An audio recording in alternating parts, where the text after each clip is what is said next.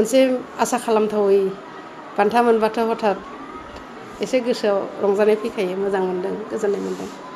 आरो आं बिथांमोनखौबो साबायखर हरो आरो आंखौ सायख'नायनि थाखाय आंथ' बेखौ बारा मोजाङै बुंनो हाला माने आं मा सानो बा माबा मोनसे बान्था मोनगोनखौ साननानै आङो माब्लाबाबो मेथाइ रोजाबबोआखै जे बेबायदिनि फिथाइखौदि बेबायदियै मोनहैयो उनावहाय बेखौ आं बारा सानस्लाबनो हाया बा आङो आसाबो खालामखायाखै आङो मालाबाबो लुबैयाखै दा जुदि रायजो राजाफ्रा सायख'नानै जुदि गनायनानै आंखौ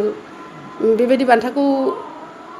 होदोंब्लाथ' आंनि थाखाय जोबोद गोजोनथाव बाथ्रा आं बेखौनो बुंनो लुबैगोन दाथ' जोंनि जुगावथ' आरो एसे पुराना माबाजों आदब खायदाजोंसो खालामनाय जायोमोन दानि जुगाथ' आरो गासैबो डिजिटेल जालांजोब्बाय गासैबो माने टेक्न'लजिफ्रा सोलायलांबाय दानि सिंगारफ्रा गोरलैयैनो रोजाबनो हायो फिल्म आरि बानायबाबो मोसाबाबोथ' एडिट खालायनाय आं बेफोरनि सोमोन्दै बारा बुंनो थांला बा मोजाङै आं बारा मिथिया अब्लाबो दा जोंनि इयुन जोलैफ्रा बिसेसकरि आङो सिंगारफोरखौ बुंगोन आरो आं जिहेथु सिंगारफोरा नाजानांगौ माने गावनि अरिजिनेल किसुमान टिउनखौ लानानै नाजानांगौ बा बांसिन मेसिनारि जिनिसजों खारफानो नाङा गावनि थाखाय बेबो मोनसे मोजां हुदा माने मानसिनि सिगाङाव मानसिनि गेजेराव रायजोनि गेजेराव गावखौ मिथिसार होनो थाखायल' माखासे टेक्न'लजिखौ बाहायनानै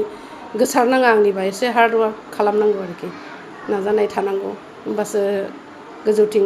थांनो हागोन बा साक्सेस जागोन होननानै आं सानो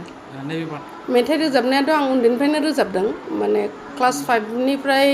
आङो ओरैनो स्कुलनि कम्पिटिसनफ्राव पार्टिसिपेट खालामदों आरो कम्पिटिसनाव आङो बादायलायदों बिदिनो बिनिफ्रायनो सुरु जाजोब्बाय बे क्लास 5 बुङोबाथ' 10-11 बोसोरसो बैसोनिफ्राय आरो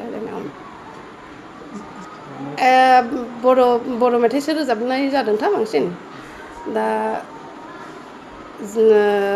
मथा मथि आं दिनैसिमाव थुलमुल आरो एसे 1100सो जाबाय आं नैबे बोसोराव 23 दा बे सोलिबाय थानाय बोसोराव आङो गुबुन गुबुन प्रडिउसारफोरनि गासै माने टटेलि 12 दालां रेकर्डिं खालामखांबाय आरो दासिम बे 23 मायथाइयाव